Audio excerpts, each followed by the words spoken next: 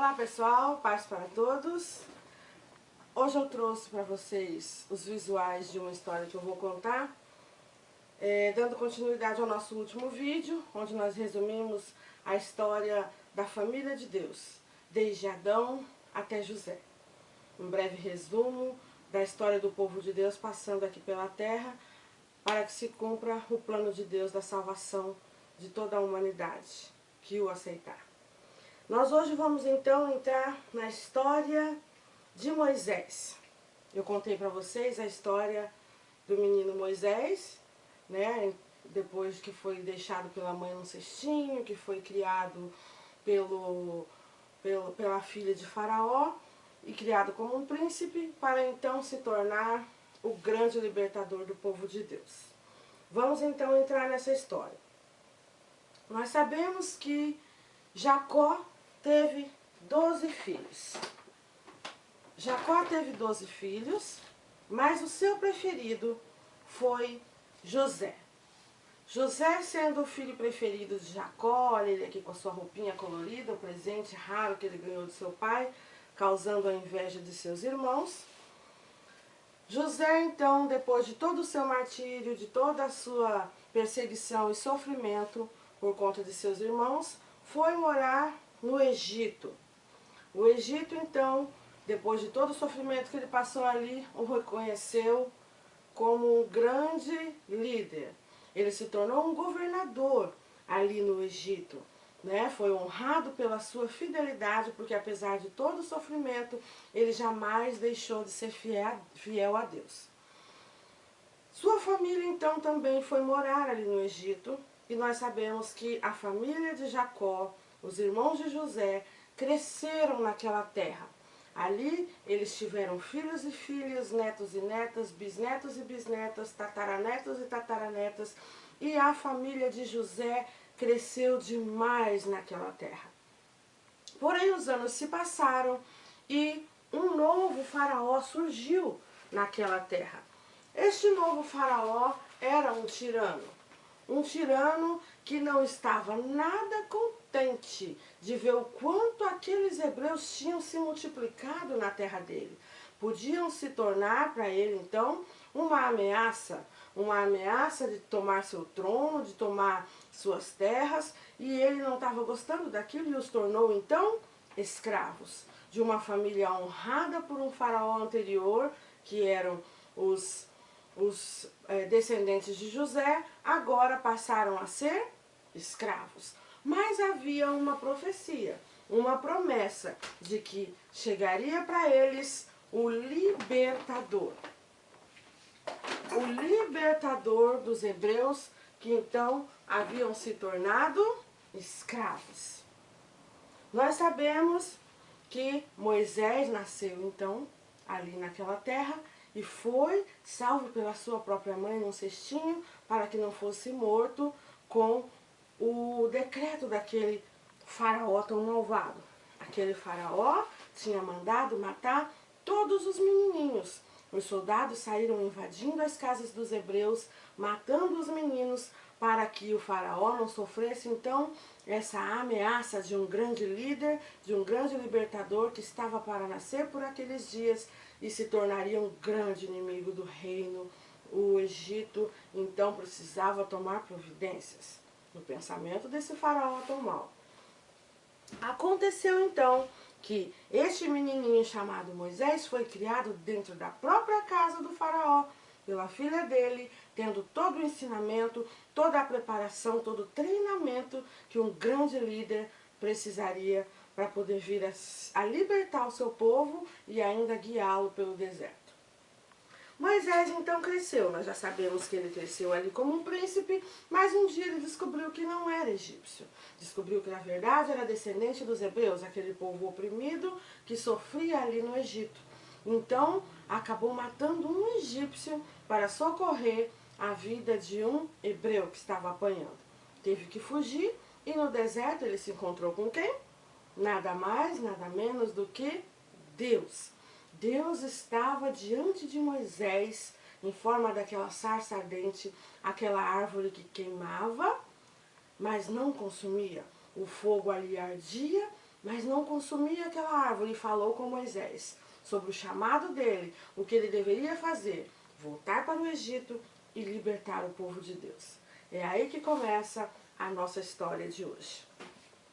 Moisés, então, voltou e pediu ao faraó o que Deus tinha mandado ele pedir. Liberta o meu povo.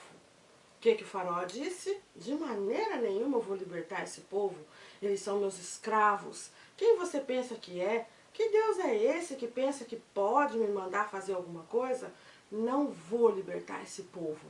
Foi então que Deus disse a Moisés: confia, vocês serão libertos. Mas antes disso, enviarei alguns castigos sobre essa terra, para que Faraó conheça quem é o seu Deus. Foi então que começaram a acontecer alguns castigos sobre o Egito. 10 pragas se abateram sobre aquela nação, sobre aquele povo, e a primeira das pragas foi o rio Nilo se tornar em sangue. Cada uma das pragas que aconteceram sobre o Egito derrotava um deus que eles acreditavam. Para os egípcios, o Nilo era um deus. Para eles era uma divindade. O rio que fornecia a eles os alimentos, que regava a terra. Para eles era uma bênção tão grande aquele rio, que eles acreditavam que ele era um deus. Mas o nosso Deus o transformou em sangue. Os peixes morreram. As pessoas ficaram com sede e não tinham como beber aquele sangue. Faraó, então, foi humilhado. O Deus que ele acreditava que o protegeria não era mais tão poderoso quanto ele pensava, mas o Deus de Israel mostrou quem era aquele que estava mandando libertar o povo. Muitos dias ficaram dessa forma, morrendo de sede, mas mesmo assim, o faraó teimoso não deixou o povo ir. Foi então que Deus mandou a segunda praga. Esta segunda praga era a praga das rãs. Saíram do Nilo muitas rãs que invadiram as casas dos egípcios. Eles acordavam com rãs nas camas. As panelas de comida estavam cheias de rãs também. Para eles, para os egípcios, a rã também era uma divindade. Existe um dos deuses ali egípcios que tem a forma de rã. Então, mais uma vez, um dos deuses egípcios foi derrotado, mostrando o grande poder de Deus, porque suas casas foram invadidas por aqueles bichos gosmentos, e eles, mesmo assim, não acreditaram no Deus de Israel, e o faraó não deixou o povo ir. Mais uma vez, Moisés foi até lá, pediu ao faraó: deixa o meu povo ir, Deus é quem está mandando, deixa o meu povo ir. Mas Faraó teimoso não atendia ao pedido de Moisés, que era o pedido de Deus. Foi então que veio sobre eles a terceira praga, a praga da lepra.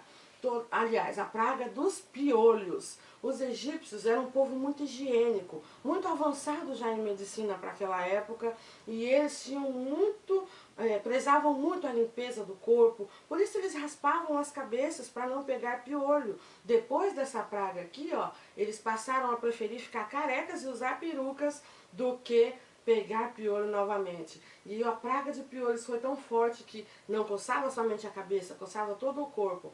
E foi uma praga que atormentou aqueles egípcios que tanto oprimiam o povo de Deus. Mesmo assim, Faraó não deixou o povo ir. Foi então que surgiu a quarta praga, a praga das moscas. As moscas, então, invadiram as casas dos hebreus. Eram nuvens de mosca. Uma mosquinha só incomoda muito, né? Imagina, então, muitas nuvens de moscas pousando nos alimentos, deixando larvas, incomodando, pousando nas crianças, nos animais. As moscas transmitem doenças, é um bicho nojento. E muitas moscas estiveram sobre o Egito, incomodando aquele povo que gostavam tanto de higiene, que prezavam tanto a saúde, mas mesmo assim o faraó não deixou o povo ir. Foi então que o Deus de Israel mandou a quinta praga. A quinta praga matou muitos animais. mataram as criações dos egípcios. E eles começaram a ter aí mais prejuízos. Eles ficaram sem carne para comer, sem os seus animais para a sua provisão. E muitos tiveram prejuízos por estarem oprimindo o povo de Deus. E mesmo assim o faraó não deixou o povo ir.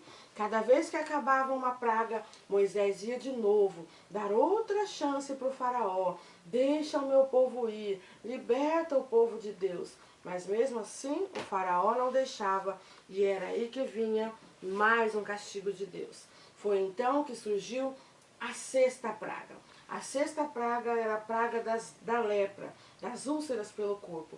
Um dodóizinho só machuca, incomoda pra caramba, né? Imagina o corpo todo cheio de feridas, todo machucado. E essa lepra abateu os homens e também os animais, os poucos que restaram vivos depois daquela outra praga. Mas mesmo assim, o faraó não deixou o povo ir. Moisés dava chance, Moisés conversava, argumentava, tentava fazer com que ele libertasse o povo, mas ele era teimoso, não deixava o povo ir. Foi então que Deus mandou a sétima praga. A sétima praga foi a praga da saraiva, a chuva de pedras. Choveu gelo, depois choveu pedras de fogo e destruíram os telhados das casas dos egípcios, destruíram as plantações dos egípcios, e o pouco de animais que ainda restavam vivos foram mortos por causa da chuva de pedras. Qualquer chuvinha de granizo a gente já se assusta. Imagina uma chuva de grandes pedras, de gelo e também de fogo, destruindo os ídolos egípcios, aqueles grandes monumentos que eles tanto prezavam e adoravam. Mas mesmo assim, o faraó teimoso, que se achava o próprio Deus, não deixou o povo ir. Foi então que Deus mandou a oitava praga. Essa praga foi a praga dos gafanhotos. Os gafanhotos então vieram numa grande nuvem e consumiram toda a plantação dos egípcios. O que restou depois da chuva de pedras, os gafanhotos comeram tudo. Não só o que estava plantado no campo, mas também o que estava armazenado nos seus armazéns, nas suas despensas, nas suas panelas. Os gafanhotos não deixaram nada. E os egípcios então estavam cada dia mais oprimidos agora pela força e o poder de Deus, em vingança pela opressão que eles impunham sobre o povo de Deus. Mesmo assim, o faraó não deixou o povo ir e Deus então mandou a nona praga. Essa praga aqui era a praga da escuridão. Durante vários dias, o Egito todo ficou sob uma escuridão tremenda, uma escuridão tão densa que se parecia poder pegar e tocar. Não adiantava acender uma tocha, acender uma lamparina que não iluminava, tão grande era essa escuridão que abatia o Egito. Todas essas pragas que aconteceram só caía sobre os egípcios. O povo de Deus, lá no seu cantinho onde eles moravam, estavam protegidos de todas elas. Eles continuavam tendo comida, tendo água, tendo claridade, mas o povo egípcio estava sofrendo toda essa opressão, essas pragas, por conta de toda a maldade que fizeram contra o povo de Deus, e o faraó não os deixava ir. Então, eles também sofreram agora esta praga da escuridão, que fez Deus mostrar que, na verdade, Ele era o Deus Todo-Poderoso, que tinha todo o poder sobre a natureza que Ele mesmo criou. Os egípcios acreditavam também que o sol era um Deus. E agora o nosso Deus fez por 3 dias o sol não aparecer. Eles ficaram na total escuridão. E mesmo assim, o faraó não deixou o povo ir. Deus então mandou a 10ª praga. Essa praga foi a pior de todas. Deus avisou a Moisés: avisa o meu povo para que nessa noite se protejam dentro de suas casas e celebrem um jantar. Cada família vai matar um cordeiro, mostrar que estão protegidos sob o sangue desse cordeiro, pintando suas portas com o sangue dele, e ali estarão protegidos, porque eu vou mandar passar sobre o Egito um anjo da morte. E todos os filhos mais velhos, todo primogênito sobre o Egito, que não estiver sob a proteção do sangue do cordeiro, vai morrer. Foi então que Faraó sentiu na própria pele, porque até mesmo o seu filhinho, o filho do Faraó, também considerado um deus, porque os faraós se achavam deuses e seus filhos também seriam deuses, conforme suas crenças. O filho de Faraó também morreu. Foi aí que ele sentiu na pele o maior de todos os sofrimentos, a perda de um filho. E ele resolveu então deixar aquele povo ir. Tamanha era a tristeza e o sofrimento de Faraó. Ele resolveu deixar o povo ir. E Moisés então reuniu todo aquele povo e começaram a marchar. Começaram a marchar para saírem do Egito, saírem da escravidão e poderem atravessar o deserto rumo à terra prometida.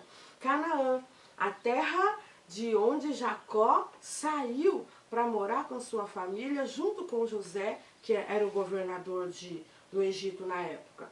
Canaã ficou então abandonada. Era a terra do povo de Deus, mas o povo de Deus estava todo aprisionado no Egito, porque foi convidado a morar ali com José anos atrás. Agora, Canaã estava habitada, invadida por outros povos, mas o povo de Deus precisava voltar para lá, reconquistar a terra e, antes disso, serem libertos da escravidão. Deus, então, fez com que o povo saísse. Moisés reuniu todo aquele povo, suas coisas, até indenização eles receberam. Os egípcios deram ouro para eles. Peguem ouro, vão embora, deixem nossa casa, deixem nosso país, deixem-nos em paz. E eles foram embora ricos, levaram tesouros consigo, como uma indenização por todos aqueles anos de opressão. Mas quando aquele povo ia com a sua mudança, vocês sabem que o faraó resolveu se arrepender de ter deixado aquele povo ir. E Faraó então disse: eu não vou deixar esse povo ir. Meu país foi destruído por esse Deus. Meu filho foi morto pelas pragas enviadas por esse Deus. Eu não vou deixar esse povo ir assim. Vou pegar o meu exército e vou persegui-los e matar a todos. Então, todo aquele povo estava saindo do Egito. Quando eles estavam saindo do Egito, viram que lá atrás vinha Faraó e seu exército. Deus disse a Moisés: toca nas águas, Moisés. Vocês vão passar este mar. Porque quando eles olharam para trás, vinha o exército. Quando olhavam para frente, tinha o mar vermelho. Para onde fugiriam então? Esse povo tão oprimido, que já estava feliz, achando que era livre, e agora poderiam ser mortos pelo exército de Faraó? Moisés tocou nas águas. Deus fez soprar um forte vento e o mar se abriu. O mar se abriu e aquele povo então passou. O povo passou, atravessou, foi rumo à Terra Santa.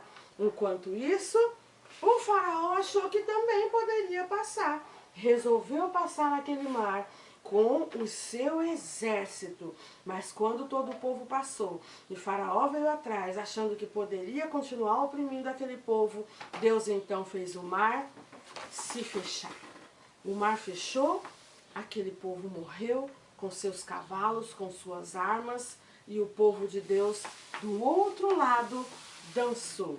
Miriam, a irmãzinha de Moisés, aquela sábia que seguiu o cestinho para ver onde ele ia parar, agora era uma moça, uma praticamente levita já, embora ainda não existissem os levitas, chegaria ainda toda essa organização do povo de Deus, mas ela louvava com seu pandeiro, criava louvores e engrandecia o nome de Deus. E do outro lado, o povo cantou de alegria por essa grande maravilha, este grande milagre que Deus realizou na vida deles.